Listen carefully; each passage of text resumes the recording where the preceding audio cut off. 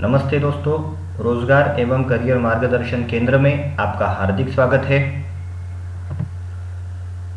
दोस्तों, आज के इस अध्याय में हम सीखने वाले हैं व्हाट इज कंप्यूटर, मतलब कंप्यूटर क्या है, full form of computer, computer का फुल फॉर्म क्या है, जनरेशन ऑफ कंप्यूटर्स, मतलब जब कंप्यूटर इन्वेंट हुआ वहाँ से लेकर अब तक कंप्यूटर में किस किस वे से डेवलपमेंट हुआ है। Then types of computer, computer के कुछ प्रकार होते हैं, उसके बारे में हम इस अध्याय में जानकारी लेंगे। फिर हम देखेंगे advantage and disadvantages of computer and ऐसे कौन से सेक्टर्स है जिनमें कंप्यूटर यूज किया जाता है। तो आज के इस अध्याय में ये सब चीजें हम सीखने वाले हैं। तो आज का टॉपिक शुरू करने से पहले मैं आप सबसे गुजारिश करूंगा कि जो जो चीज़ें मैं आपको इस टॉपिक में बताने वाला हूं उसको बड़े ही ध्यान से आपको सुनना है और उन चीज़ों के ऊपर आपको जो असाइनमेंट दिया जाएगा वो आपको वर्कआउट करना है। ओके, सो दोस्तों, सबसे पहले मैं आपको बताने वाला हूं कि ऐसे कौन कौन से क्षेत्र है, मतलब ऐसे कौन कौन से सेक्टर्स है जिनमें कंप्यूटर का यूज किया जाता है। बिकॉज आज के ज़माने में कंप्यूटर ये एक बहुत ही इसेंशियल नीड हुआ है, घर के लिए भी और बिजनेस के लिए भी। सो यहाँ पे बहुत सारे सेक्टर्स के नाम दिए हैं, जैसे कि फॉर एग्जांपल देखिए यहाँ पे home, medical field, entertainment, science and engineering, arts, training, business, banking, government sector, educational sector, industry, चाहे कौन सी भी टाइप की इंडस्ट्री हो, चाहे कौन सा भी बिजनेस हो, computer is very essential. Computer के बगैर किसी भी सेक्टर का जो काम है वो प्रॉपरली होता नहीं है, बहुत ही टाइम कंज्यूम होता है। ओके, सो इसीलिए आज हर एक सेक्टर में ऑटोमेशन यूज किया जाता है और ऑटोमेशन विदाउट कंप्यूटर नहीं हो सकता। इसीलिए कंप्यूटर के बारे में जानकारी होना बहुत ही आवश्यक है।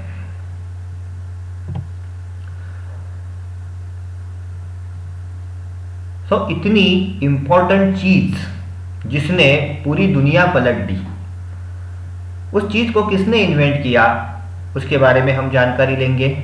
चार्ल्स बैबेज, ये जो साइंटिस्ट थे, he is from England, okay, London, उन्होंने कंप्यूटर का इन्वेंशन किया।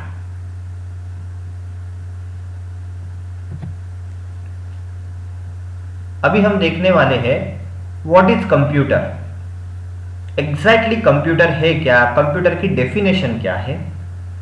तो अभी मैं आपको कंप्यूटर की डेफिनेशन बताने वाला हूं। Computer is an electronic machine which accept data, process on it and gives the information as per instruction given by software और हार्डवेयर। तो दोस्तों, ये कंप्यूटर की बहुत ही सिंपल डेफिनेशन है। अभी इस डेफिनेशन को थोड़ा ध्यान से समझ लेते हैं कि इस डेफिनेशन में एग्जैक्टली क्या बताया हुआ है। तो first part, computer is an electronic machine. जैसे कि आप सबको पता है कि अगर आपको कंप्यूटर यूज करना है तो without current, without electricity computer आप ऑपरेट नहीं कर सकते। इसीलिए यहां पे उसे इलेक्ट्रॉनिक मशीन कहा गया है। देखिए, दो टर्म्स होती है दोस्तों, एक होती है इलेक्ट्रिकल एंड दूसरी होती है इलेक्ट्रॉनिक। इलेक्ट मतलब जो इलेक्ट्रिसिटी से चलता है, that is elect. So electric gadget जो होते हैं वो भी इलेक्ट्रिसिटी से चलते हैं और जो इलेक्ट्रॉनिक गैजेट्स होते हैं वो भी इलेक्ट्रिसिटी से चलते हैं। सो बेसिकली इलेक्ट्रिकल और इलेक्ट्रॉनिक इन दोनों में डिफरेंस क्या है? जनरली इलेक्ट्रिकल डिवाइसेस जो होते हैं उनमें सर्किट बोर्ड नहीं होता है। फॉर एग्जांपल फैन, कूलर, इनमें सर्किट बोर्ड नहीं यूज किया जाता है, इसीलिए हम उसे इलेक्ट्रिकल डिवाइसेस कहते हैं। और इलेक्ट्रॉनिक डिवाइस जो होते हैं उनमें सर्किट बोर्ड होता है। मतलब अगर आप उनको ओपन करोगे तो एक वुडन बोर्ड रहेगा, उसमें बहुत सारे पार्ट्स फिट किए होंगे, तो उसे कहा जाता है इलेक्ट्रॉनिक। तो कंप्यूटर में भी ऐसे सर्किट बोर्ड्स होते हैं, इसीलिए हम कंप्यूटर को इलेक्ट्रॉनिक मशीन कहते हैं। ओके, मशीन मतलब ऐसी कोई भी चीज जो आपका काम आसान कर दे, उसके लिए जो टाइम लगता है वो टाइम बचे, मैन पावर कम लगे, और जो काम आपको करना है वो उसकी एक्यूरेंसी बहुत ही अच्छी रहे। तो ये सब चीजें जो चीज करवा के देती है हम उसे मशीन कहते हैं। ओके, सो इसीलिए computer is an electronic machine. Then next part है, देखिए, which accept data. So computer क्या करता है? हम कंप्यूटर को जो डेटा प्रोवाइड करते हैं उसको एक्सेप्ट करता है, उस डेटा के ऊपर कंप्यूटर प्रोसेस करता है, एंड आफ्टर प्रोसेस कंप्यूटर आपको रिजल्ट देता है। उस रिजल्ट को हम कहते हैं इंफॉर्मेशन। और ये सब चीजें प्रोवाइड करने के लिए, जैसे कि डेटा, आउटपुट, इंफॉर्मेशन, ये जो वर्ड्स मैंने आपको बताए, तो इन सब के इंस्ट्रक्शन कंप्यूटर को देने के लिए किसी हार्डवेयर की हमें जरूरत पड़ती है या फिर किसी सॉफ्टवेयर की जरूरत पड़ती है। सो ये है ओवरऑल कंप्यूटर की डेफिनेशन। नेक्स्ट चैप्टर में हम डेटा क्या होता है, कैसे प्रोसेस किया जाता है, इंफॉर्मेशन क्या होता है, इनपुट क्या होता है, आउटपुट क्या होता है, इन सब के बारे में हम इन डिटेल में जानकारी लेने ही वाले हैं। बट इसमें हम सिर्फ इतना ही देखेंगे कि कंप्यूटर की डेफिनेशन क्या है, exactly what is computer. So once again I repeat, computer is an electronic machine which accept data. Data को ही हम कहते हैं input, process on it and gives information. तो प्रोसेस के लिए ALU होता है, ALU का फुल फॉर्म होता है अरिथमेटिक लॉजिक यूनिट। इसके बारे में भी हम नेक्स्ट चैप्टर में डिटेल इंफॉर्मेशन लेने वाले हैं। एंड सॉफ्टवेयर क्या होता है, हार्डवेयर क्या होता है, what is the difference between software hardware, ये सब धीरे धीरे मैं आपको बताने वाला हूं। तो आशा है आपको कंप्यूटर की डेफिनेशन समझ में आई होगी।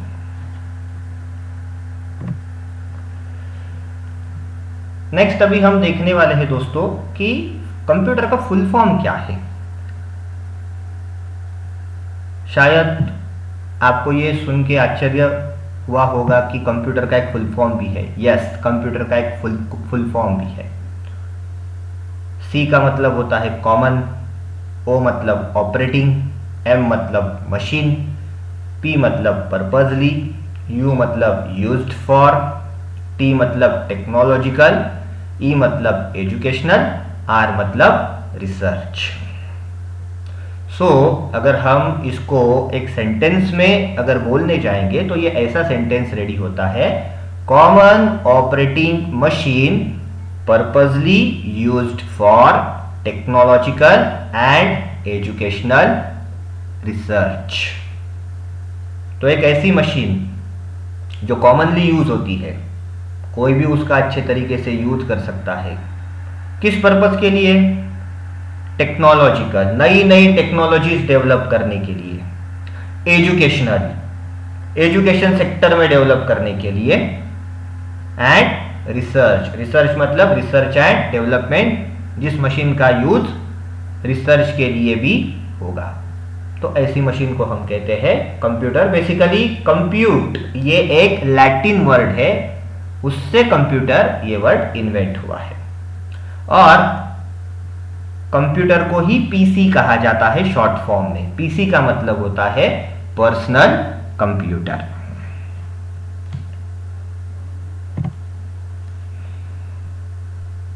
दोस्तों अभी हम देखने वाले हैं जनरेशंस ऑफ कंप्यूटर।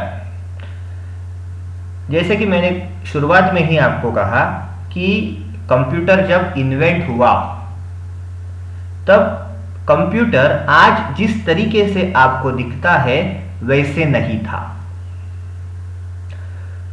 जब चार्ल्स बेबेज ने कंप्यूटर इन्वेंट किया तो वो कंप्यूटर मतलब जस्ट एक कैलकुलेटर था। उस कंप्यूटर में वैक्यूम ट्यूब का यूज करके प्रोसेसिंग किया जाता था। तो फर्स्ट जनरेशन जो थी कंप्यूटर की वो थी फ्रॉम 1946 टू 1954 और उस कंप्यूटर में प्रोसेसिंग करने के लिए वैक्यूम ट्यूब्स का यूज किया था। तो बहुत सारे वैक्यूम ट्यूब्स, बहुत सारे रेजिस्टर्स वगैरह उसमें यूज किए थे और वो कंप्यूटर चार्ल्स बेबेज ने बनाया था, इन्वेंट किया था। तो प्रॉब्लम ये था कि नया इन्वेंशन था तो उसकी साइज बहुत बड़ी थी, बिकॉज वैक्यूम ट्यूब जो होती है वो साइज में बड़ी होती है और उसको हैंडल करना बहुत ही हेक्टिक होता है। तो उस कंप्यूटर की जो साइज थी वो भी बहुत बड़ी थी और प्रोसेसिंग के लिए भी वो बहुत स्लो था। आज जिस तरीके से कंप्यूटर एकदम फास्टली काम करता है उस तरीके से वो कंप्यूटर काम नहीं करता था। एंड सेकेंडली उसका यूज सिर्फ कैलकुलेशंस के लिए होता था। जैसे कि आजकल आप कंप्यूटर पे गाने सुन सकते हो, वीडियो प्ले कर सकते हो, गेम्स खेल सकते हो और बहुत सारी चीजें कर सकते हो। उस समय फर्स्ट जनरेशन में ये कुछ भी चीजें आप कर नहीं पाते थे, सिर्फ आप कैलकुलेटर के जैसे उसका यूज कर सकते थे। तो ये था फर्स्ट जनरेशन जब कंप्यूटर इन्वेंट हुआ। देन फिर और साइंटिस्ट लोगों ने उसके ऊपर वर्क किया। देन फिर फ्रॉम 1955 टू लेकर 1964 तक कंप्यूटर में जो जो इन्वेंशंस हुए, जो जो चेंजेस हुए उसे हम कहते हैं सेकंड जनरेशन। तो बेसिकली सेकंड जनरेशन में वैक्यूम ट्यूब को हटा के ट्रांजिस्टर्स को लगाया गया। सो ट्रांजिस्टर जो होता है वो भी एक इलेक्ट्रॉनिक पार्ट होता है। ट्रांजिस्टर की वजह से बेनिफिट ये हुआ कि कंप्यूटर का प्रोसेसिंग का स्पीड बढ़ गया compare to vacuum tube. And transistor जो है वो साइज में छोटे हैं, इसलिए कंप्यूटर की साइज भी कम हो गई। तो ये दो बेनिफिट हो गए सेकंड जनरेशन में। देन ऐसे कंटिन्यूअस डेवलपमेंट होती गई, नए नए साइंटिस्ट ने उसमें और नए नए चेंजेस किए, इन्वेंशंस किए। तो थर्ड जनरेशन में ट्रांजिस्टर की जगह पे आईसी को लगाया गया। आईसी का फुल फॉर्म होता है दोस्तों इंटीग्रेटेड सर्किट। ये भी एक इलेक्ट्रॉनिक पार्ट होता है। So compare to second generation, जब थर्ड जनरेशन में कंप्यूटर में प्रोसेसिंग के लिए आईसी यूज किया गया तो कंप्यूटर का स्पीड और बढ़ गया और साइज जो है और कम हो गई। तो ऐसी तीन जनरेशन थी, first generation, second generation, third generation. उसके बाद आई फोर्थ जनरेशन। फोर्थ जनरेशन का जो स्पैन था वो लगभग 1978 से लेकर 1990 तक था। तो उस समय VLSI टेक्नोलॉजी का यूज किया। VLSI का मतलब है very large scales integrated circuits. ये इमेज में आप देख सकते हो, इस तरीके से जो इंटीग्रेटेड सर्किट मतलब आईसी था, ऐसे बहुत सारे आईसी कंप्यूटर में यूज किए गए फोर्थ जनरेशन में, उसको कहा गया VLSI टेक्नोलॉजी। तो इसकी वजह से क्या हुआ, कंप्यूटर का स्पीड कंपेयर टू पहली तीन जनरेशन जो थी उनसे कंपेयर अगर आप करोगे तो फोर्थ जनरेशन में कंप्यूटर का स्पीड बहुत बढ़ गया। एंड कंप्यूटर में और थोड़ी सी अलग अलग चीजें होने लगी, जैसे GUI सिस्टम इंट्रोड्यूस हुआ। GUI मतलब ग्राफिकल यूजर इंटरफेस, उसके बारे में भी हम आगे डिटेल जानकारी लेने वाले हैं। तो GUI मतलब आप कंप्यूटर पे जो करते हो वो ग्राफिक्स के जरिए आपको दिखाया जाने लगा। तो VLSI टेक्नोलॉजी से ये डेवलपमेंट हुआ। एंड फिर उसके बाद आया फिफ्थ जनरेशन जो अभी भी शुरू है, from 1991 to till at present. ये जो कंप्यूटर में जो डेवलपमेंट हो रही है इसे हम कहते हैं बेसिकली 5th जनरेशन। अभी इसमें ULSI टेक्नोलॉजी का यूज होता है। ULSI का मतलब है अल्ट्रा लार्ज स्केल इंटीग्रेशन। इसमें दोस्तों कंप्यूटर में माइक्रो प्रोसेसर लगाया गया। जैसे हमारी बॉडी में ब्रेन होता है वैसे ही कंप्यूटर का माइक्रो प्रोसेसर ब्रेन होता है। माइक्रो प्रोसेसर लगाने की वजह से कंप्यूटर का स्पीड ट्रिमेंडसली बढ़ गया compare to first 4 generation. Secondly, computer की जो साइज थी वो भी बहुत कम हो गई। और माइक्रो प्रोसेसर की वजह से, जैसे कि आप कंप्यूटर पे हाई ग्राफिक्स गेम खेलते हो, आप वीडियो देख सकते हो, आप ऑडियो सुन सकते हो, आप बहुत सारे अलग अलग एप्लीकेशंस, अलग अलग सॉफ्टवेयर यूज करते हो। ये सब किसकी बदौलत आप करते हो? माइक्रो प्रोसेसर की। माइक्रो प्रोसेसर आया 5th जनरेशन में और उसकी वजह से कंप्यूटर की पूरी दुनिया ही पलट गई। आज जो कंप्यूटर आप यूज कर रहे हो वो है सब 5th जनरेशन। दोस्तों, आई होप आपको ये जो 5 जनरेशन मैंने आपको बताई वो आपको प्रॉपरली समझ में आई होगी।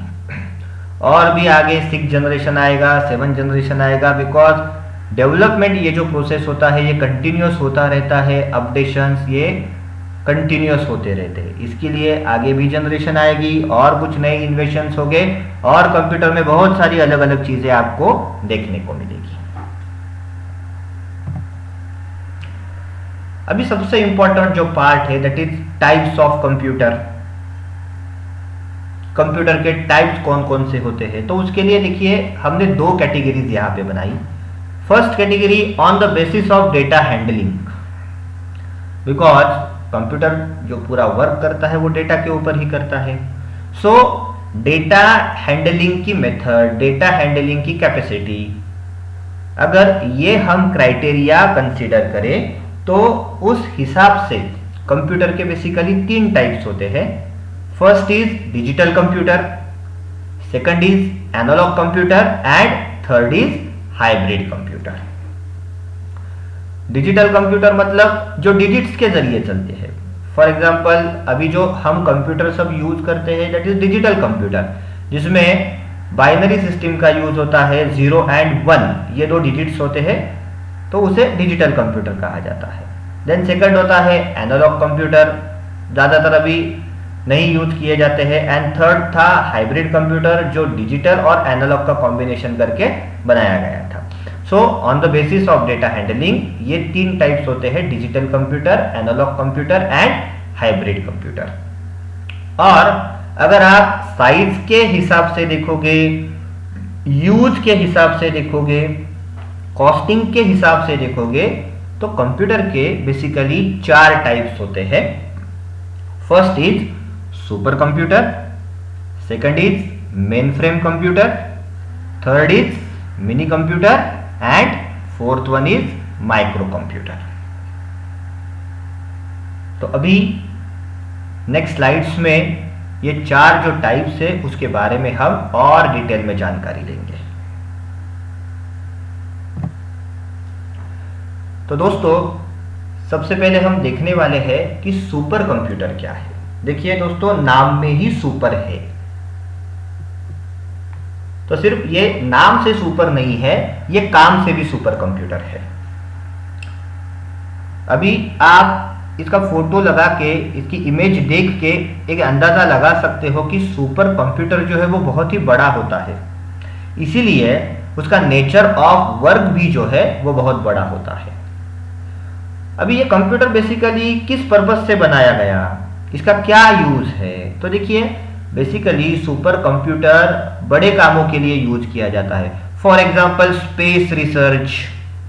अभी स्पेस रिसर्च जैसे कि इसरो, इंडिया में इसरो है, इंटरनेशनल लेवल पे नासा काम कर रहा है, तो यहाँ पे जो स्पेस रिसर्च का काम चलता है तो उसके लिए उनको सुपर कंप्यूटर की जरूरत होती है, बिकॉज नेचर ऑफ वर्क बहुत बड़ा है। तो सुपर कंप्यूटर मतलब हमारे घर में जब हम जो या फिर इंस्टीट्यूट्स में वगैरह हम जो यूज करते हैं कीबोर्ड, मॉनिटर, सीपीयू वगैरह, सिर्फ उतना ही कंप्यूटर नहीं होता है।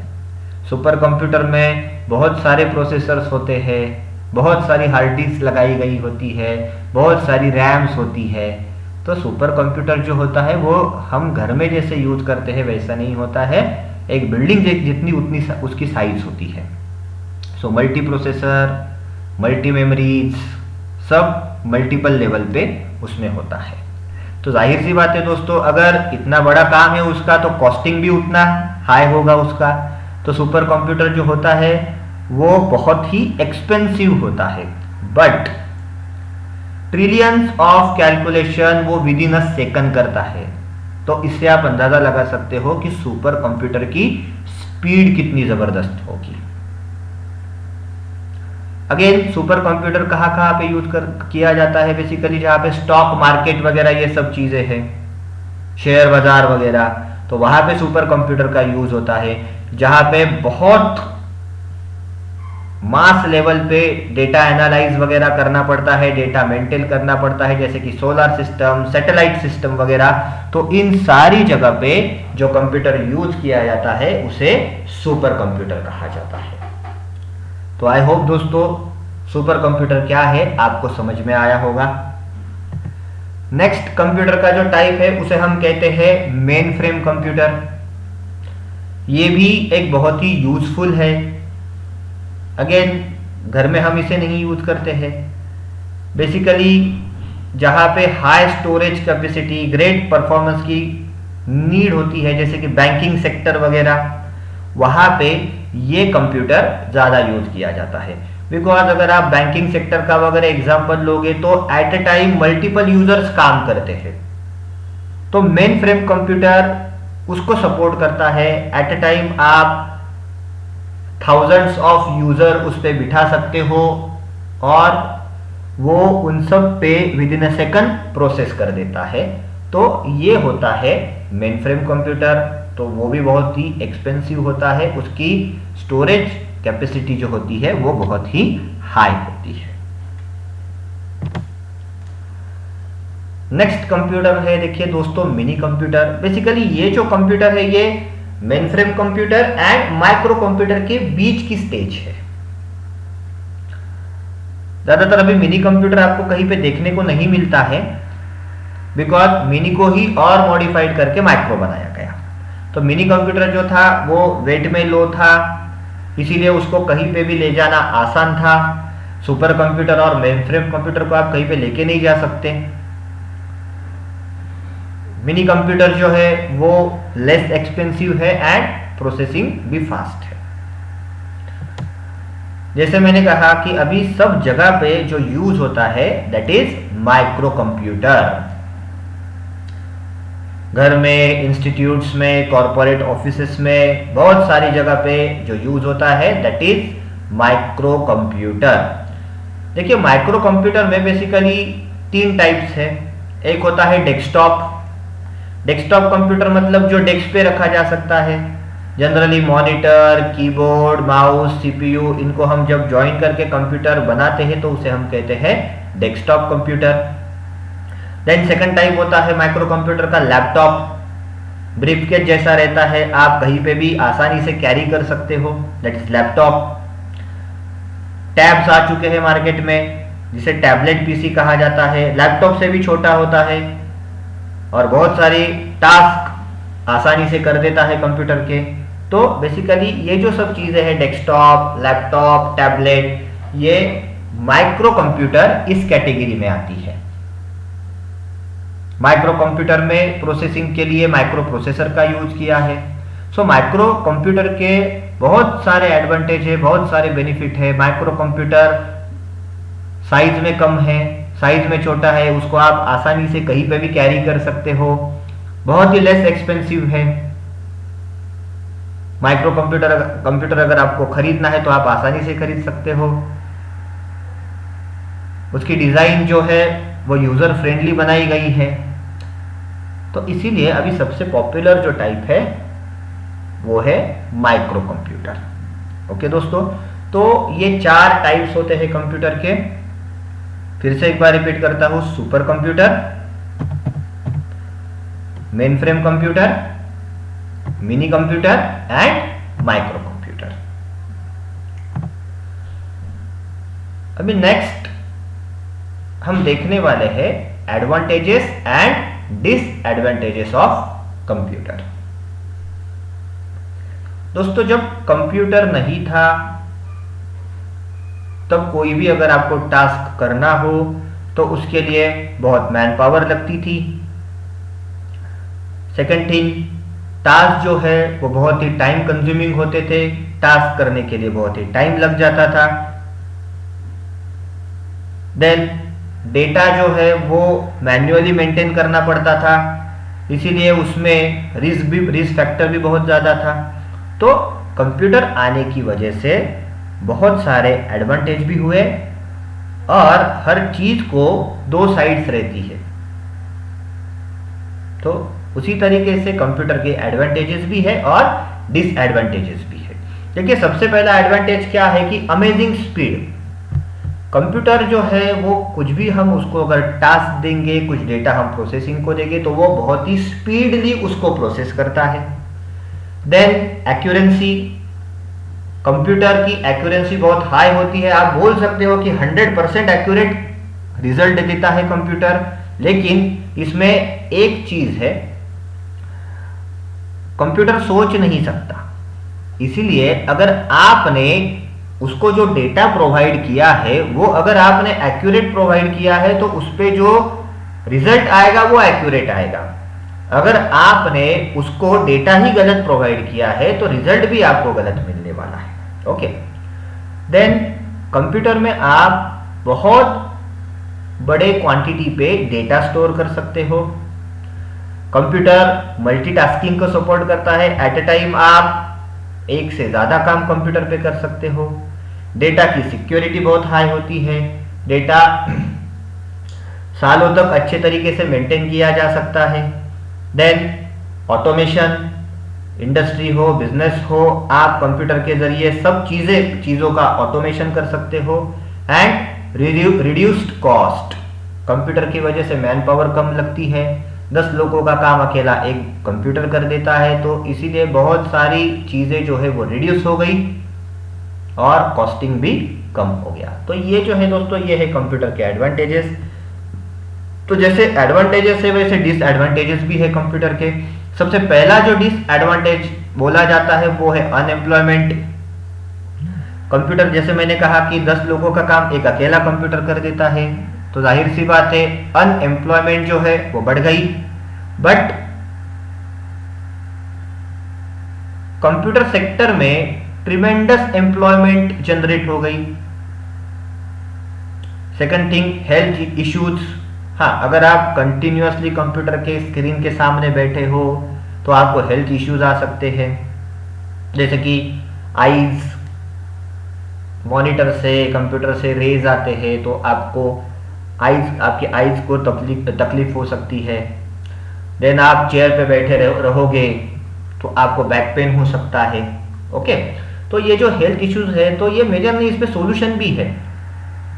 आईज में इश्यूज ना आए इसीलिए आप सेफ्टी गॉगल्स यूज कर सकते हो या फिर स्क्रीन को एक गार्ड लगा सकते हो, तो वो प्रॉब्लम सॉल्व हो जाएगी। जब आपको कंप्यूटर पे काम करना होता है तो आपकी पलकें जो है उसको आपको झपकाते रहना है, बीच बीच में आपको उठना है, थोड़ा सा वॉकिंग करना है, फ्रेश होना है। अगर आप कंटिन्यूअस 4-4, 5-5 घंटे अगर एक ही जगह पे बैठ के काम करोगे तो जाहिर सी बात है आपको बैक पेन वगैरह ये जो इश्यूज है वो आएंगे। तो इस पे सॉल्यूशंस भी है।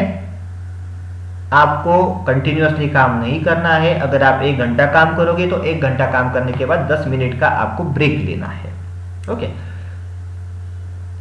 कंप्यूटर की वजह से साइबर क्राइम्स बढ़ गए, वायरस एंड हैकिंग अटैक्स होते हैं, इम्प्रॉपर यूज करते हैं लोग कंप्यूटर का, अच्छा कंटेंट जो नहीं है उसको स्प्रेड करते हैं, निगेटिव इम्पैक्ट हो रहा है इन्वायरमेंट पे। देखिए, कंप्यूटर इज अ मशीन, वो सोच नहीं सकता। अगर आप उसका अच्छी चीज़ों के लिए यूज करोगे तो उसके अच्छे ही रिजल्ट आपको आने वाले हैं, और अगर आप कंप्यूटर का गलत इस्तेमाल करोगे तो उससे गलत चीज़ें ही होने वाली है। तो कंप्यूटर सोच नहीं सकता है दोस्तों, बट हम तो सोच सकते हैं।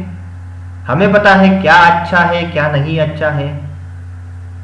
तो एक चीज़ हमें ध्यान में रखनी है, कंप्यूटर का हमें अच्छे चीज़ों के लिए यूज करना है। नॉट ओनली कंप्यूटर, मोबाइल का भी अगर आप अच्छी चीज़ों के लिए यूज करोगे तो मोबाइल आपकी डेवलपमेंट में बहुत ही हेल्पफुल साबित होगा। बट अगर आप मोबाइल का कंप्यूटर का अच्छे से यूज नहीं करोगे तो उसका निगेटिव इम्पैक्ट आपके ऊपर पड़ने वाला है। तो ये थे कंप्यूटर के एडवांटेजेस एंड डिसएडवांटेजेस।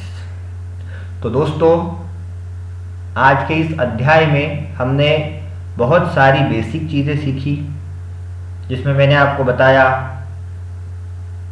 कंप्यूटर किन किन सेक्टर्स में यूज किया जाता है, कंप्यूटर का इन्वेंट किसने किया, कंप्यूटर की 5 जनरेशन के बारे में मैंने आपको जानकारी दी। उसके बाद टाइप्स ऑफ कंप्यूटर हमने देखे, देन एडवांटेजेस एंड डिसएडवांटेजेस क्या है कंप्यूटर के, ये मैंने आपको बताया, और कंप्यूटर की डेफिनेशन भी हमने सीखी और कंप्यूटर का फुल फॉर्म भी हमने देखा। तो नेक्स्ट चैप्टर में हम बहुत सारी चीज़ें सीखने वाले हैं, जैसे कि इनपुट क्या होता है, आउटपुट क्या होता है, डेटा क्या होता है, इंफॉर्मेशन क्या होती है, कंप्यूटर के कौन कौन से पार्ट्स होते हैं। तो ये सब चीज़ें हम नेक्स्ट चैप्टर में कवर अप करने वाले हैं। आई होप जितनी चीज़ें मैंने आपको बताई सबको समझ में आई होगी। तो ये सेशन अभी हम यहाँ पे ख़त्म करेंगे एंड नेक्स्ट सेशन स्टार्ट करेंगे। ओके, थैंक यू दोस्तों।